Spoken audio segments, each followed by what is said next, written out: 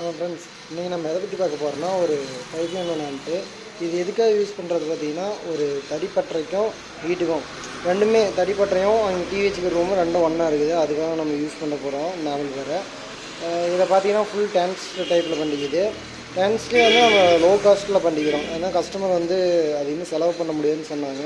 எனக்கு லோ காஸ்ட்டில் வேணும் அப்படின்னு சொன்னாங்க. ஸோ அதுக்கேற்ற மாதிரி நம்ம பண்ணிக்கிறோம். அவங்க பெருசாக ஒன்றும் சவுண்ட் வச்சு கேட்க போகிறதில்ல. கேட்குற கஸ்டமரு இவங்க வந்து ஒரு மீடியம் வால்யூமில் தான் வச்சு ரன் பண்ணுவாங்க.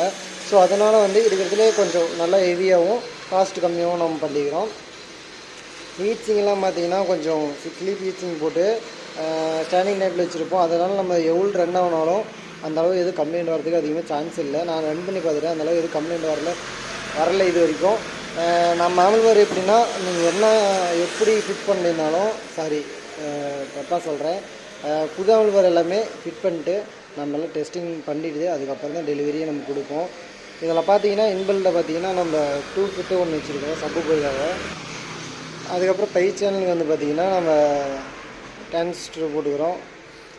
மார்டினோடியோ டிரான்சிஸ்டர் நம்ம இது யூஸ் பண்ணிக்கிறோம். இது வந்து பார்த்திங்கன்னா இந்த சர்க்யூட் எனக்கு ரொம்ப பிடிச்சிருக்குது. என்னென்னா ப்ராப்பராக அந்த எஸ்டிஏ உண்டான வால்யூமும் நல்லா அந்த பேஸ் டெப்த்தும் நல்லா கிடைக்குது. அந்த கண்ணீர்னு குரல் வருது அதுமாரி கிடைக்குது. இப்போ உங்களுக்கு வந்து நார்மலாக பார்த்துக்கிட்டா ஒரு சலசலன்னு பாடுறதுக்கும் அந்த வாய்ஸ் சல்லுன்னு பாடுறதுக்கும் ஒரு கணீர்னு அந்த வாய்ஸோட கணீர்னு பாடுறதுக்கும் உங்களுக்கு நிறையாவே டிஃப்ரெண்ட் இருக்கும்.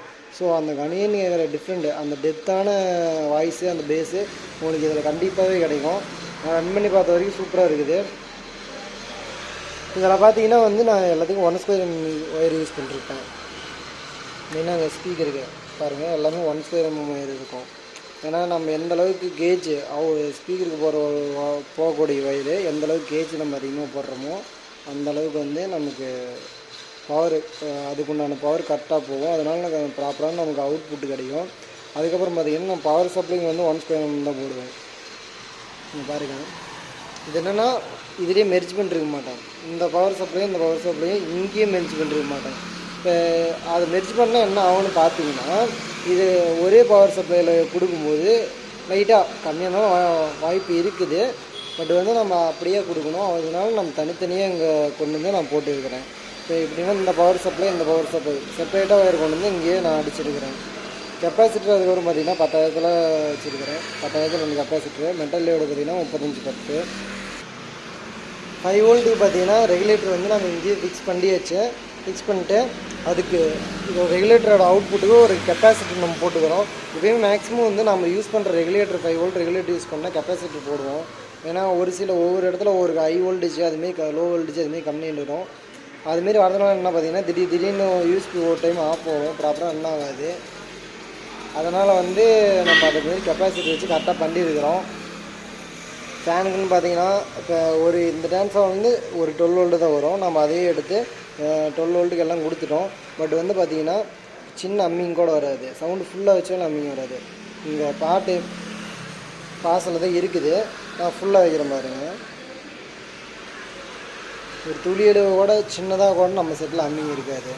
எல்லாமே அரெஸ்ட் பண்ணிட்டு நம்ம ப்ராப்பராக பண்ணுறதுனால கரெக்டாக இருக்குதுன்னு வச்சுக்கோங்களேன். இப்போ வந்து நம்ம ஷீல்டு ஒயர் தான் யூஸ் பண்ணுவோம். மெயினாக வந்து இன்புட்டுக்கு வந்து நீங்கள் ஷீல்டு ஒயர் தான் யூஸ் பண்ணணும். அப்போ தான் அந்த அம்மிங்கை நீங்கள் அரெஸ்ட் பண்ண முடியும். அதுக்கப்புறம் பார்த்தீங்கன்னா ப்ரோலாஜிக் மார்டினோடைய ப்ரோலாஜிக் இதில் என்ன பண்ணிக்கிறேன்னு பார்த்தீங்கன்னா இந்த ஃப்ரீக்வன்சி கண்ட்ரோல் இங்கே இருக்கும். இப்போ தெரியுதுங்களா, இங்கே வந்து ஃப்ரீக்வன்சி கண்ட்ரோல் ஒன்று இருக்கும். அதை வந்து நாம் எடுத்து நம்ம வெளியில் வச்சுருக்கிறோம்.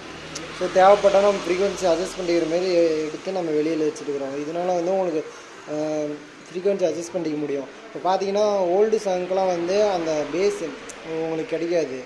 இப்போ நீங்கள் அந்த ஃப்ரீக்வன்சி சிஸ்டம் நீங்கள் ஓல்டு சாங்கு நீங்கள் ஃப்ரீக்வன்சி வந்து இப்போ நீங்கள் இது கம்மியாக வச்சிட்டிங்கன்னா அந்த ஓல்டு சாங்க்கு இப்போ கேட்குறதுக்கு சூப்பராக இருக்கும். அந்த பேஸ் வந்து நல்லா அந்த டப்புன்னு விழுவுற அந்த டம்முன்னு ஒரு பேஸ்லாம் உங்களுக்கு கரெக்டாக வரும். அதனால் வந்து நம்ம ஃப்ரீக்வன்சி எப்பயுமே நம்ம செட்டில் மேக்ஸிமம் வந்து அதான ஆப்ஷன் நம்ம கொடுத்துக்கிட்டே இருக்கிறோம் எப்பயுமே. அதுக்கப்புறம் பார்த்தீங்கன்னா இந்த ரிலே கனெக்ஷன்லாம் வந்து சுவிட்சிங்காக வச்சுருக்கிறோம். நீங்கள் சுவிட்சு இப்போ வைக்கிறீங்கன்னு வச்சுக்கோங்க, இந்த புஷ் சுவிட்சு அதுபோல் டேகல் சுவிட்ச் வச்சுக்கிறீங்கன்னா இந்த புஷ் சுவிட்சோட டேகல் சுவிட்சு தாங்கும் இல்லைங்களா. பட் வந்து இதுவுமே குறிப்பிட்ட நாளைக்கு அப்புறம் கம்ப்ளைண்ட் ஆகுது. அந்த வாய்ஸ் அந்த சவுண்டு இதில் கொடுக்கும் ஆடியோவில் கொடுத்து எடுக்கும்போது கம்ப்ளைண்ட் வரும்.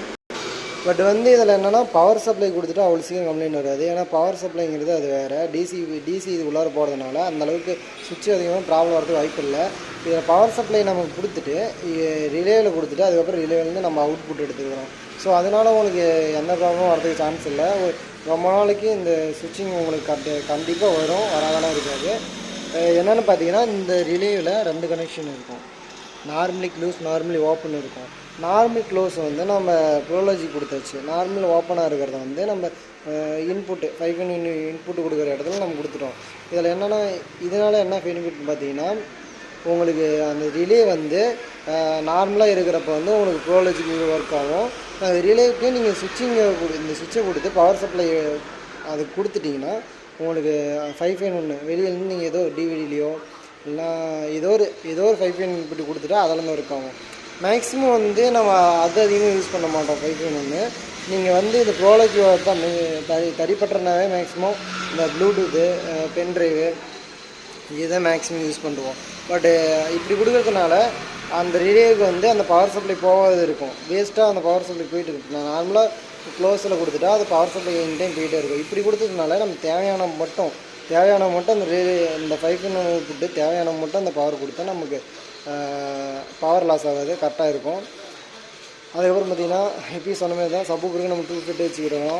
இது வந்து லோ காஸ்ட் ஆகுங்கிறதுனால நம்ம முடிஞ்ச அளவுக்கு லோ ப்ரைஸ்லேயே பண்ணியிருக்கிறோம். நான் எப்பயுமே வந்து 28 வோல்ட் தான் யூஸ் பண்ணுவேன்.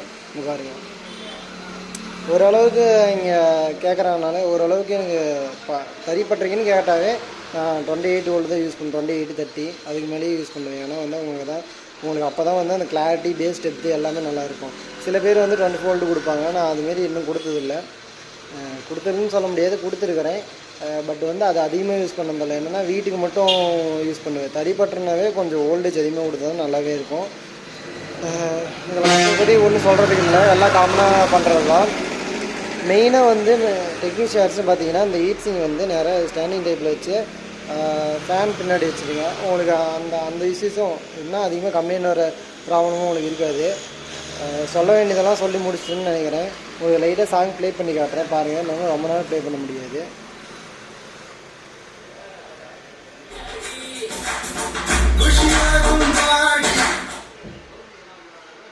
அவ்வளோதான் ஃப்ரெண்ட்ஸ், பை. நெக்ஸ்ட் வீடியோவில் நம்ம பார்க்கலாம்.